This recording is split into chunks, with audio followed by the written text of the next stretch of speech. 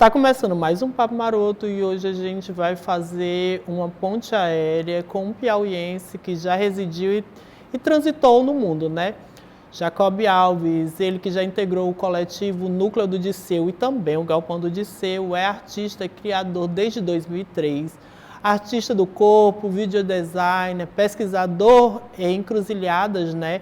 Entre vídeo, iluminação, máscaras, danças, performance, processos estéticos e também performance. É uma coisa misturada com gambiarra. Ele gosta de trabalhar essas coisas assim do mundo cotidiano. E o que a gente está falando hoje é sobre trânsitos, né? E o seu trânsito artístico percorreu caminhos como Alemanha, Japão, Bélgica, Rio e entre outros tantos lugares. Hoje está ancorado em São Paulo, mas como ele não é concreto, ele veio aqui trazer um pouquinho desse corre, desse momento em trânsito. Tudo bom, Jacó? Oi, Jader, tudo bem? Oi, todo mundo aí. Muito feliz de estar aqui contigo. Vamos conversar. O Papo Maroto geralmente é sempre um lugar de descoberta e de troca, é uma ponte. E para começar já a falar disso, do Papo Maroto, do tema de hoje, sobre essas cidades vivas, essas cidades ocupadas, eu queria entender um pouquinho onde é que essa arte, essas cidades se encontram, né? De que forma que elas falam, que elas podem se encontrar. Isso é possível a gente falar de arte urbana sem discutir cidade. Não, é super essencial, né? Tipo, uma das coisas mais relevantes quando você fala de cidade é que ela é ocupada por pessoas, né? Essa ideia de cidade como ambiente, de cidade ocupada por pessoas, a arte entra, inclusive, justamente como um lugar de identidade desses corpos, nesses contextos. Então, a arte e cidade são coisas muito próximas, são coisas muito essenciais, justamente sobre esses exercícios e essa ideia de que a arte ela sopra a identidade dos lugares, sobre como as pessoas são, o que as pessoas discutem. Quando você vê uma coisa desenhada numa cidade, numa rua, geralmente fala sobre o que essa cidade quer discutir, ou sobre o que essa cidade é. Então, é uma coisa que nem se separa a arte e a cidade, em contextos super diversos, diferentes. Tu já circulou o mundo, produziu fora e produziu aqui em Teresina também, né?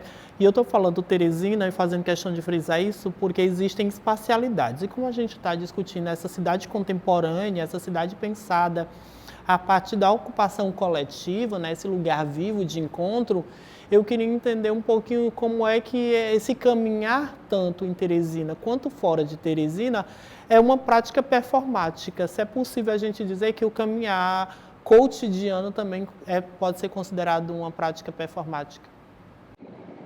É, quando eu estudava teatro, tinha um livro que a gente lia sobre interpretação, que chamava Teatro Pós-Dramático, que falava que a gente performa o tempo inteiro, né? De que falava que performatividade é um jeito social de se comunicar, né? Tipo, o jeito que eu me visto, o jeito que eu caminho na rua, os grupos e pessoas que eu me comunico, eles são, tipo, a gente se relaciona com eles através de uma performatividade. Eu gosto dessa ideia de performar no campo de cidade, de performar socialmente, porque eu sinto que a gente exercita algumas essências nossas nesse percurso, nessa relação. Com relação a um contexto de cidade, de onde você está, um dos jeitos de performar, e que vem muito dessa relação, é da geografia, de como esse espaço se organiza, se esse espaço é quente, se esse espaço é frio. O corpo da gente começa a performar a partir dessa relação, né? Que é quase tipo uma relação geográfica. Então, a ideia de performar nos ambientes sociais, de estar sempre performando, é uma coisa super necessária. Tipo, é um tipo de é o jeito que a gente se comunica, que a gente se organiza, o jeito que a gente se veste, o jeito que a gente quer se apresentar para as pessoas, o jeito que as pessoas conhecem a gente, os lugares que a gente convive e anda. E eu sinto também que, dependendo do lugar, você tem um tipo de performatividade. E performatividade, para além de ser uma ideia de composição de uma obra, de composição artística, ele é o jeito que você se comporta socialmente. Quando você está num lugar que é muito escuro, seu corpo começa a performar um tipo de jeito de se comportar, ou quando você está numa festa, você está feliz, está com seus amigos, né? Tipo, você vai mudando e se relacionando com essa ideia de performar. Eu acho importante também pensar sobre como a gente performa, né, para o outro também nesses ambientes, nesses contextos, né? De como eu quero que a minha performatividade atravesse as outras pessoas. Aí eu acho que isso começa a virar uma discussão de arte nesse ambiente de performar na cidade. O que trouxe o Papo Maroto para essa edição sobre pensar essa cidade viva foi um texto chamado O Direito à Cidade, né? Que é um texto que foi escrito em uma França em transe, pegando fogo. E eu queria entender um pouquinho, pensando essa cidade como um direito, a quem tem direito à cidade? Quem são as pessoas que têm direito a essa cidade? Quando você fala em processo de arte, ocupação performática, o corpo que está em trânsito, mas o corpo que também constrói a cidade, quem tem direito à cidade? Quem tem direito a produzir essa cidade, Jacó? Eu acho uma bela pergunta, sim, até porque, falando um pouco do contexto de Teresina, da minha experiência aí, eu tive relações muito diferentes com a cidade como artista, tanto de propor espaços culturais, como ocupar espaços culturais da cidade, enfim, me organizar entre esses contextos, é uma pergunta que eu sempre me faço, porque eu sempre, a partir da minha relação com proposição de espaço, eu sempre penso, eu sempre faço um recorte de que corpos que eu quero que ocupem aqueles espaços. Na experiência do Balde, por exemplo, com o espaço cultural no Disseu, a gente tinha essa relação de receber os corpos de artistas alternativos, pessoas do entorno, pessoas periféricas e sobre essa pergunta especificamente, é uma pergunta boa e relevante, porque eu sinto que a gente tem uma relação, isso eu vou falar talvez de política pública, né, de tipo, espaços culturais, espaços convencionais da cidade, e várias camadas do que engloba essa ideia do que um corpo pode, de onde um corpo pode ocupar ou não, desde o valor do ingresso, se tem uma segurança na porta, ou se tem uma segurança na porta, sobre como que corpos podem ocupar isso. Para mim é uma questão relevante, importante. Eu sinto que tem espaços em várias cidades, em vários contextos, que é um espaço que não deixa alguns corpos entrar, como corpos pretos, corpos periféricos, entre outros corpos. Isso é um tipo de política pública, isso é um tipo de jeito de manipular um tipo de entrada, um tipo de circulação.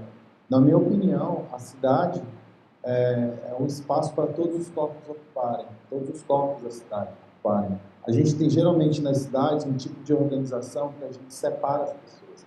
A gente separa a periferia e os corpos pretos geralmente estão nesses contextos.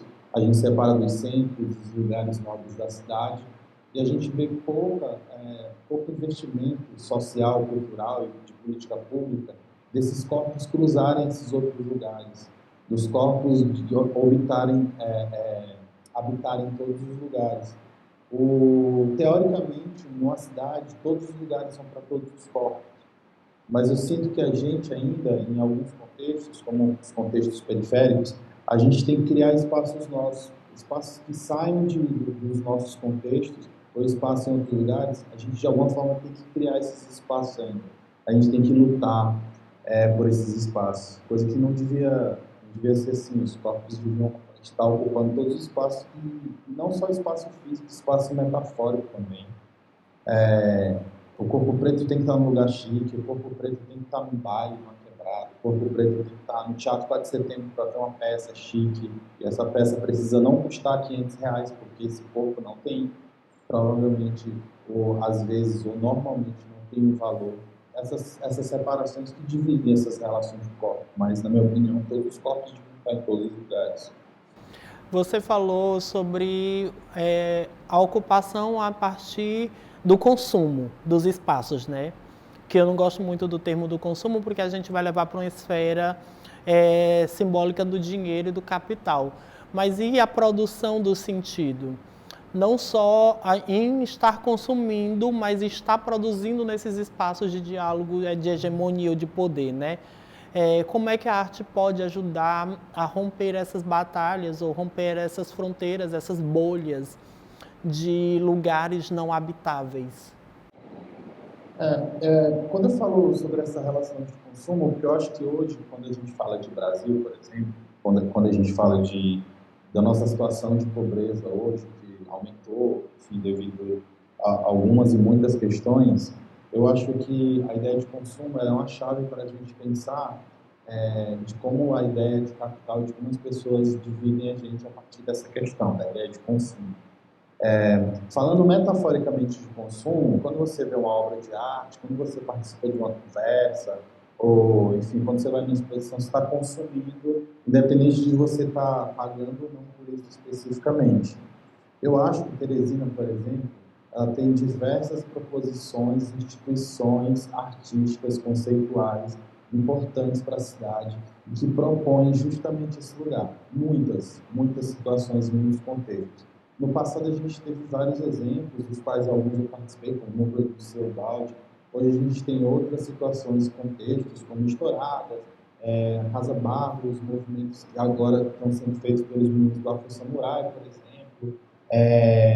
O próprio Junto, que é um festival que eu dirijo, Parada de Cinema, entre outros diversos eventos da cidade que tentam propor esse lugar justamente para quebrar essas barreiras, e eu acho que isso é uma boa solução.